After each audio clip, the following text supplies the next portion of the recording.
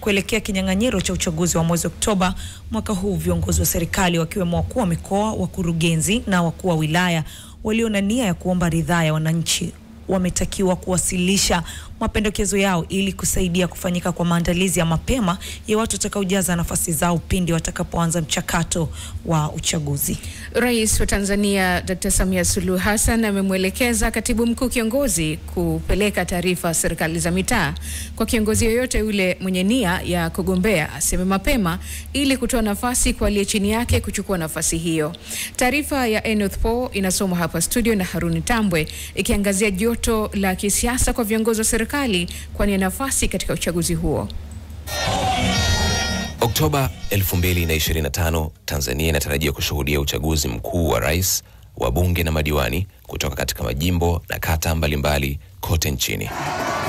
Mwezi huo wa Tanzania wanatazamia kushiriki kufanya maamuzi juu ya nani atawawakilisha katika nafasi hizo serikalini. Kuelekea siku hiyo adhimu ambayo imekuwa ikifanyika kila baada ya miaka mitano kwenye maeneo mbalimbali Tanzania, sasa ni nani atagombea nafasi hizo? Joto la uchaguzi huo si tu kwa wananchi, lakini pia kwa wale waliopo kwenye nafasi hizo toka mwaka 2020. Lakini pia kuna wale wapya wanaozitaka nafasi hizo. Kanuni za uchaguzi nchini Tanzania zinamruhusu mtu kugombea. Mfano, ubunge lazima awe na miaka 21 na kuendelea. Mtanzania na awe anajua kusoma na kuandika kwa Kiingereza na Kiswahili. Lakini katika hali isiyo ya kawaida, kuanzia mwaka 2015 Tanzania imeshuhudia wimbi kubwa la watumishi wa umma kukimbilia siasa, hasa ubunge. Hapo jana Rais Samia Suluhu Hassan, ambaye pia chama chake kilimpitisha kuwa mgombea wa urais mwaka huu, alizungumzia swala hili huku akiutaja umuhimu wa watumishi hao kuelezea nia zao za kugombea mapema. Najua baadhi yenu mwaka huu mtarudi kwa wananchi kwenda kuomba ridhaa tena kwa wale ambao wamekaa kwa nafasi za wananchi. Lakini najua pia kuna madedi wangu, wakuu wa wilaya, sijui wa nani ambao wana hamu sana ya kurudi kwa wananchi. Nilimwambia katibu mkuu kiongozi, peleka sakula serikali za mitaa. Nadhani waziri mmeipata.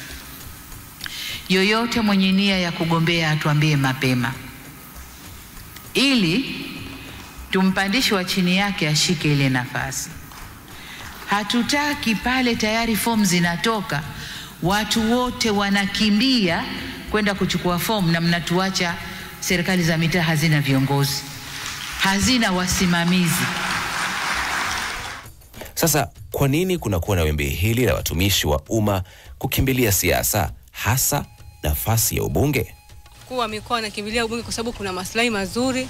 Ukiwa mbunge unapata maslahi mazuri kuliko ukiwa mkuu wa mkoa na mkuu wa wilaya. Kule kuna mshahara, kila mwisho wa mwezi wanahakika kwamba wanapata karibu milioni 18 baada ya vikao vya bunge nini, kuna zaidi ya milioni 18 mtu anaingiza. Ndio maana huko wanaacha, wanaamua kukimbilia kule, sababu wanatamaa na madaraka. Kwa issue ya ukuu wa mkoa au kwa wilaya, muda wote ule anaweza katenguliwa au akahamishwa kwenda sehemu nyingine. Lakini akishakuwa mbunge, ni rahisi kwake kuwatumikia wananchi kwa muda mrefu zaidi kuliko akiwa mkuu wa mkoa au mkuu wa wilaya. Kimbilia ubunge kwa sababu wanaogopa kutumbuliwa. Ni changamoto tu za kimaisha. Kama mtu anatoka kwenye mkoa mmoja kwenda sehemu nyingine kugombea nafasi nyingine, ni hali ya kimaisha tu. Kuporomoka kwa hadhi ya utumishi wa umma, maslahi hafifu, hofu ya kutambuliwa, njia rahisi ya kupata mafanikio, uhaba wa mifumo ya taasisi huru pamoja na kutafuta fursa za kuteuliwa ni baadhi ya sababu zinazotajwa kuchochea wimbi la watumishi wa umma na wafanyakazi wa sekta binafsi kukimbilia ubunge. Takwimu za mwaka 2020 zinaonyesha kuwa mbunge analipwa mshahara wa zaidi ya shilingi milioni 3.8 kwa mwezi. Posho ya mwezi shilingi milioni 8. Posho ya kikao kimoja ni zaidi ya shilingi 240,000 kwa siku, na posho ya kujikimu ikiwa ni shilingi 120,000 kwa siku.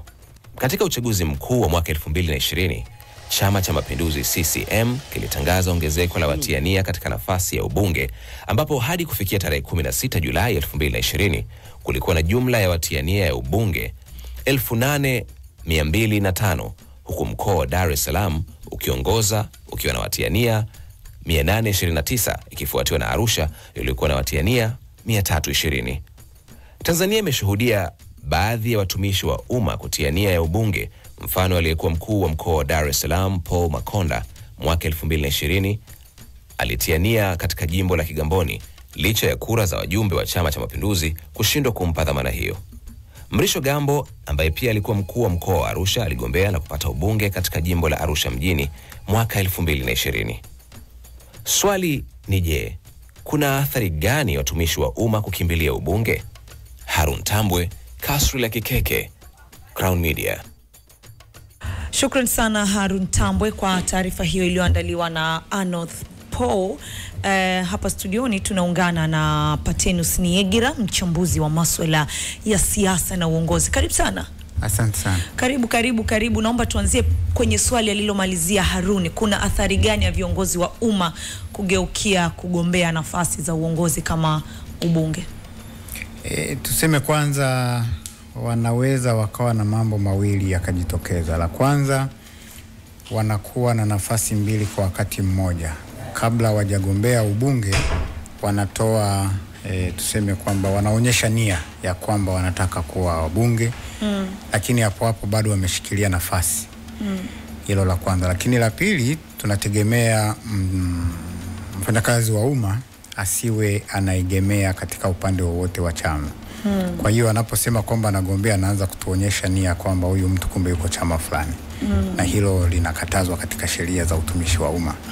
Na hivyo mambo hayo mawili yanakuwa na mgogoro na yanahitaji angalau watu watunze yale maadili ya uongozi na utawala wa umma. Lakini Patenus, wakuu wa wilaya, wakurugenzi, wote wanachaguliwa na rais ambaye ni ndio chama tawala na wanakwenda kutekeleza ilani ya chama tawala.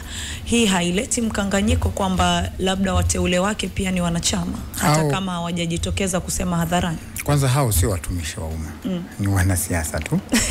Kwa hiyo watumishi wa umma ni wapo kwa mjibu wa sheria, wale ni wateule wa Mheshimiwa Rais ambao ndio ni kweli kwa namna ya Chama cha Mapinduzi ambavyo kimejiunda. Unakuta kwamba viongozi kama hao ni sehemu ya chama. Na hivyo kumbe hao wanapokuwa wanaonyesha nia, ni dhahiri wanakuwa wako katika mwelekeo ulio sahihi. Isipokuwa kwamba mwaka utawala uliopita ulikuja na mwongozo ambao unasema kwamba kusiwepo kofia mbili kwa mtu mmoja. Kwa hiyo kwa mfano anaposema kwamba yeye ni mkuu wa wilaya bado akaonyesha nia, anakuwa ameziba nafasi za wengine wawili, kwa sababu yeye ana uwezo wa kujipigia chapuo mbele ya umma, kwa sababu ana nafasi hiyo, ana vyombo vya ulinzi na usalama, akisimama kuzungumza kila mtu anamuelewa. Kwa hiyo anakuwa tayari ana turufu ya ziada. Kwa hiyo wakaiona katika ushindani ndani ya chama kimoja sio swala zuri. Rais Samia ametoa tahadhari mapema kabisa kabla ya vuguvugu la uchaguzi kuanza. Tunaweza kulitafsiri vipi hili swala hususan kwa watendaji wake aliowateua? Ni kwamba mambo makuu mawili tunaweza tukayatafsiri. La kwanza kwamba mtu anayetaka kwenda kugombea au kuonyesha nia au anajiamini kwamba akienda huko atakosa.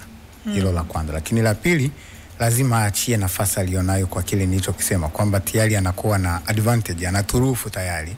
Yeye akisimama kuchukulia mkuu wa wilaya, mkuu wa mkoa sasa hivi aseme mimi nitagombea, anaweza kaanza hata kutumia rasilimali za umma katika kufanya shughuli hizo za kumnufaisha yeye, kwa sababu yeye anataka hiyo nafasi na bado chama akijatamka wapi lini waanze na kadhalika. Lakini pili, unakuwa na wanyima na wengine nafasi. Ni kama vile unapenda wewe ujilimbikizia. Wewe ni mteule wa rais, at the same time unataka ugombee. Kwa hiyo ni kama kuna uvutano wa interest katika hilo jambo. Kutokana na hilo binafsi unahisi ni sawa kwa watu ambao tayari wako katika nyadhifa mbalimbali za wanaitumikia serikali, lakini hapo wanataka kuwania nafasi nyinginezo ambazo kama ulivyosema wengine pengine zingewafaa zaidi kwa wao tayari wanatumikia nafasi nyingine? Kuna haja ya kubadilishwa kwa sheria hii iliyopo? Sheria iko wazi, sema kwamba sisi binadamu tunakuwa na matamanio ya vitu vingi kwa wakati mmoja. Kwa hiyo utawala uliopita nafikiri ulieleza, ulitoa mwongozo mzuri. Kama unataka jambo, tangaza na achia ngazi moja. Uwezo kawa katika ngazi ya mkuu wa wilaya, mkuu wa mkoa, huko chini unaendelea kusema unautaka uongozi, na wakati tayari kuna watu ambao wao wamejiandaa kwa muda mrefu katika nafasi hiyo, hawakuwa na nafasi kama yako. Kwa hiyo nadhani mimi silioni kama ni bora sana, na watu wawe wa kweli tu. Kama umeshateuliwa na mheshimiwa rais, uendelee na nafasi hiyo ya uteule. Usipoona kwamba nafasi hiyo inakutosha, basi ingia, jiondoe, uingie katika utaratibu wa kuanza kupambana. Na hiyo utakuwa umepoteza, kwa sababu ile tuseme imani ambayo mheshimiwa rais anakuwa amekupa inakuwa imetoweka. Unaonyesha kwamba ulichonipa hiki ni kidogo, unahitaji kikubwa zaidi. Ulivyosema hivyo Patenus, nimekumbuka Paul Makonda wakati alikuwa mkuu wa mkoa wa Dar es Salaam ile 2020. Alitoka akaenda kugombea Kigamboni, lakini mambo hayakwenda vizuri na rais hakumteua tena mpaka alivyokuja Dr. Samia akampa tena wadhifa mwingine, akamteua kwa wadhifa mwingine. Sababu kubwa ukiacha hiyo kwamba wanaona labda mamlaka waliopewa labda hayatoshi ama wangetaka kikubwa zaidi, kuna sababu nyingine zaidi? Ndio, unajua anayekuteua anakuwa na imani kubwa na anakuwa amewekeza kwamba mtu huyu ataweza kufanya kazi hii. Whether ni mkuu wa wilaya, mkuu wa mkoa, ni rasi, ni dasi, anakuwa na imani kubwa na unakuwa tayari umeanza kufanya kazi hiyo. Sasa unapoonyesha kwamba unahitaji kitu kingine tofauti na hicho, unakuwa unamuonyesha aliyekuteua kwamba ana mapungufu, yule aliyekuteua kwamba hakujua kwamba wewe una ndoto ya vitu vingine, na hivyo ni kama unakiuka ile nia na imani anayokuwa nayo aliyekuteua katika nafasi hiyo. Kwa hiyo kimsingi unajikuta kwamba utaratibu unamzoofisha rais, unamnyongonyesha kwamba kumbe nimeteua watu wengi katika mamlaka haya ambao kumbe alikuwa lengo lao, haikuwa ndoto yao. Vipi kama wanajiona kwamba wanaweza kuleta labda matokeo chanya zaidi kwa maana ya kuihudumia jamii na wananchi? Mimi nadhani hakuna cha matokeo zaidi. Umekuwa mkuu wa wilaya kwa mfano, mkuu wa mkoa, umekuwa rasi, umekuwa dasi. Matokeo gani ambayo hujayaonyesha? Sasa anataka kufanya kazi moja kwa moja na wananchi. Bado na ile ya uteuzi ni moja kwa moja na wananchi. Kuna watu wanasema kwamba, nimesikia kwenye taarifa yake Anoth ambayo imesomwa na Haruni hapa, Samira utaniunga mkono, anasema baadhi ya wananchi wameulizwa kwamba unadhani kwa nini hawa wateule wa rais wanaacha mamlaka yao, baadhi wanakwenda kugombea. Wengine wakasema kwa sababu kwenye ubunge kuna uhakika. Ukiwa mkuu wa mkoa au mkuu wa wilaya au mkurugenzi, hujui PDF inatoka lini. Hujui utahamishwa lini, kutoka wapi kwenda wapi. Na wengine wakazitaja hadi posho za vikao. Wakasema mpaka posho za vikao, mshahara mkubwa kule, turufu ni basi. Wananchi au waliokuwa wanajibu hayo maswali wamedhihirisha hiki kwamba kuna kauroho fulani. Ni uroho kwamba wapate kikubwa na si kutumikia kama ambavyo nafasi zao zimekuwa. Kwa hiyo tukubaliane tu, ni kaswala tu kauroho fulani hivi, nipate hela nyingi, wakati ukiwa kwa mfano mkuu wa mkoa una privileges nyingi. Kwanza ni mwenyekiti wa baraza la ulinzi na usalama la mkoa. Vyombo vyote hivi vya ulinzi na usalama viko chini yako, vya mkoa chini yako. Mimi hayo naona ni madaraka makubwa sana kuliko hata ya mbunge. Ila sasa kwa kuwa tuseme nia na matamanio yameangalia kwenye dinari shilingi, ndio viongozi tulionao. Kwa hiyo nafikiri tuanze kuangalia kwamba ni viongozi ambao si kutumikia sana kama ambavyo inakuwa, bali ni ile tu kupata kashilingi kawe kakubwa, na hii ndilo linaloonekana. Athari ama tunasema ni kama changamoto ama athari za kiutendaji hasa ambazo zinaweza kujitokeza baada ya mtu kuacha nafasi yake na kwenda kugombea nafasi nyingine. Jingine ambalo inabidi liangaliwe pia ni kwamba ni sura ile ile. Na hivyo akiwa ana historia ya kutofanya vizuri, kitaendelea kitu kicho hicho. Yaani aweza akasema kwamba katika ubunge atafanya vizuri zaidi wakati amepewa kipimo cha ukuu wa wilaya, ukuu wa mkoa, sijui mkurugenzi wa halmashauri, urasi, udasi, alafu akafanya hiyo kazi. Kwa hiyo ni kitu kile kile. Kwa hiyo akiamua tu kuharibu upande mmoja, akienda upande wa pili ni yale yale. Lakini jingine la mwisho ambalo nadhani ni kubwa, tunahitaji sura mpya, tunahitaji watu wapya, nguvu mpya yenye fikra mpya katika kila ngazi. Sasa kama umekuwa ngazi ya chini na utendaji wako tunauona, acha tukuheshimu katika huo utendaji. Ukienda zaidi ya hapo unakuwa unatufikirisha sana kwamba ni kitu gani sasa unachotafuta zaidi ya hicho. Kwa sababu unapokuwa unasema mkuu wa wilaya unakuwa ni msimamizi au mwakilishi wa rais katika wilaya, mkuu wa mkoa vile vile. Kwa hiyo ni nafasi ambayo tayari kwa picha ya nje iliyo kubwa ambayo tulitegemea ufanye kazi kubwa sana, kwa sababu miradi ya mikoa, miradi ya wilaya chini ya wakurugenzi na halmashauri zinakuwa ziko chini yako.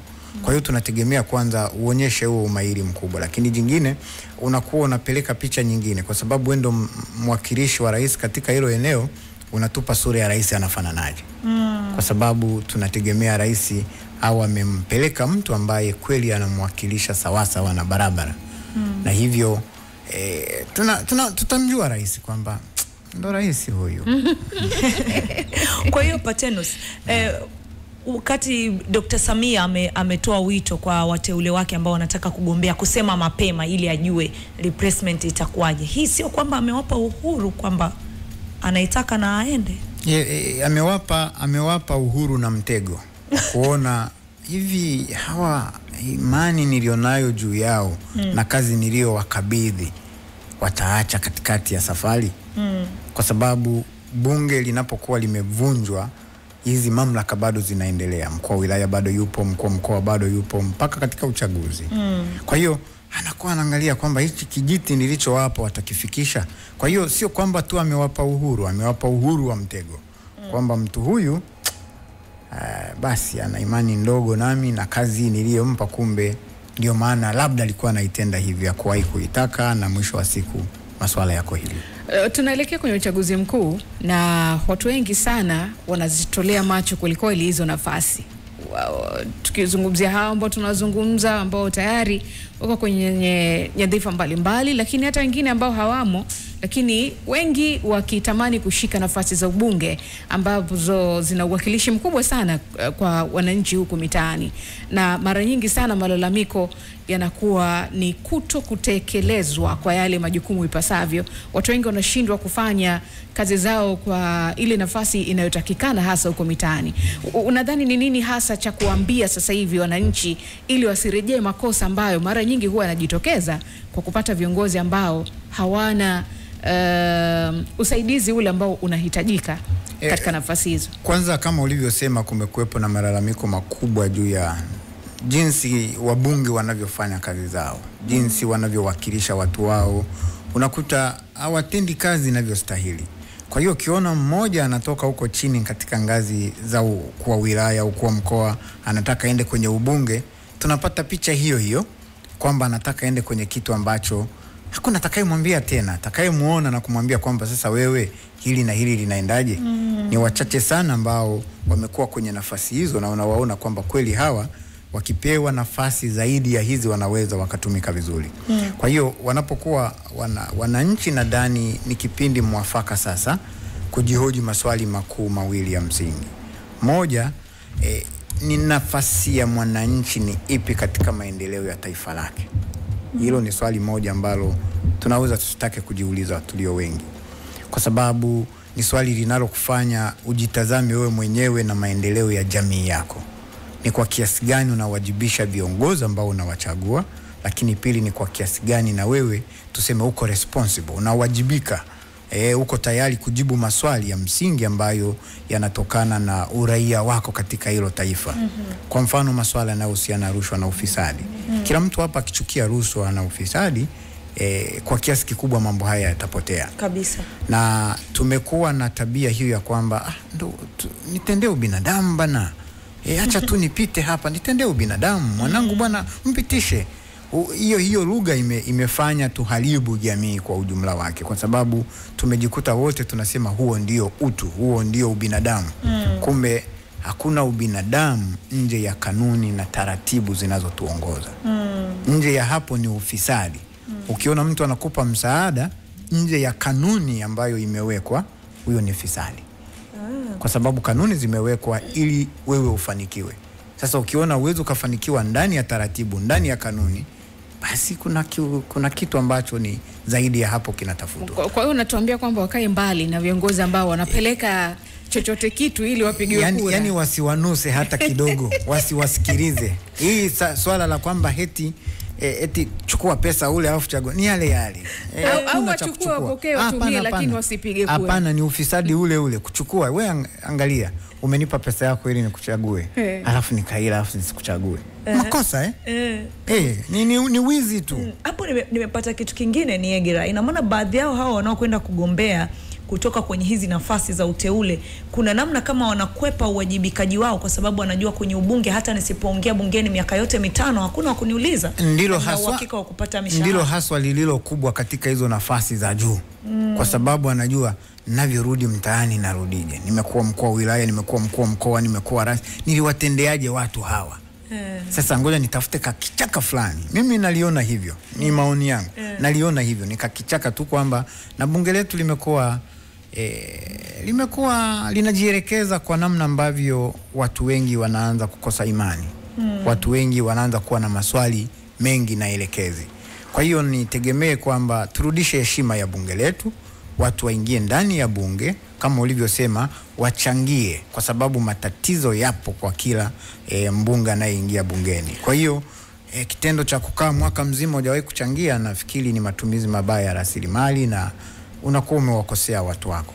Tukiingia kwenye maisha binafsi kwa kiongozi yoyote ambaye tayari yuko madarakani lakini bado ana utamani wa kushika nyadhifa nyingine ya juu, ikiwemo haya ya ubunge tunayoongelea na kadhalika, lakini kwa bahati tunasema mbaya ama nzuri asifanikiwe kupata, akaangukia pua, kiongozi huyu huwa anapoteza uthamani wake, anashuka ile hadhi ama anakuaje? Anashuka ile hadhi, kwa sababu uongozi wetu siku hizi kama anavyosema kwamba sisi tulio raia ambao hatujiulizi swali la uraia wetu, tumeanza kuwachagua kwa kununuliwa.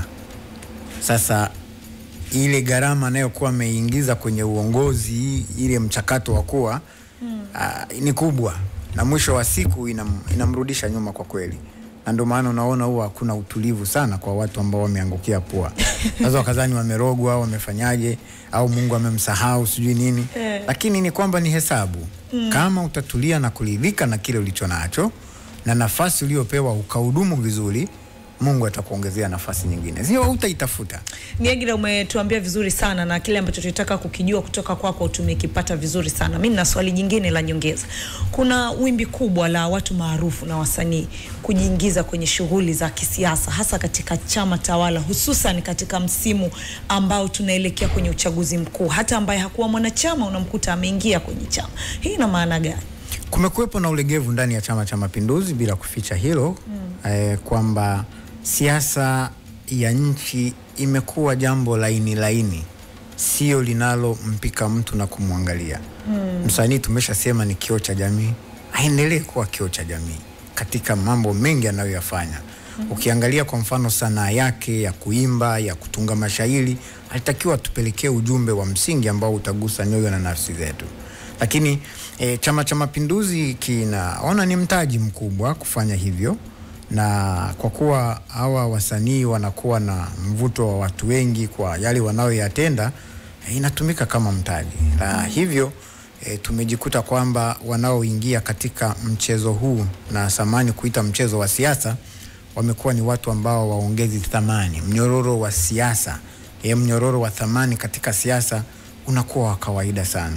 Kiasi kwamba hata watu wanaanza kujiondoa wasihudumu kwenye huo mnyororo, na mwisho wa siku tunajikuta kwamba mnyororo unabaki ni ule ambao uleti nguvu ya kipekee. Lakini wenyewe wanasema kwamba wanajiunga kwa mapenzi yao, wanapenda. Ni mapenzi ndivyo watakavyokuambia, lakini mapenzi wakati wa kuumega mkate. Mapenzi hayo. Sasa wakati wa kuumega mkate wakiwa na mapenzi, alhamdulillah. Hatari sana. Sawa, Niegere, asante sana. Tunakushukuru kwa kuja hapa, ni nyumbani kwako. Karibu tena, hatujakuona kwa muda mrefu. Tulikuishi birthday hapa lakini haukuepo, lakini uzuri leo umekuja. Sisi tunakutakia miaka mingi, uendelee kuja kutuletea madini kama hivi hapa kwenye kasri. Na sisi tunafurahi sana kuwa na wewe. Sina hakika kama ulisikiliza kipindi ile siku ambayo tulikutakia heri ya siku yako ya kuzaliwa. Atakusikiliza. Basi tulikutakia heri ya kuzaliwa na hapa tunakutakia tena. Na tunakutakia tena sisi na wasikilizaji na watazamaji wetu wote. Kwa maana wewe ni kati ya wachambuzi ambao unatupa madini mazuri na elimu nzuri sana kuhusiana na masuala ya siasa na uongozi. Asante sana. Crown Media. Hapa ni nyumbani.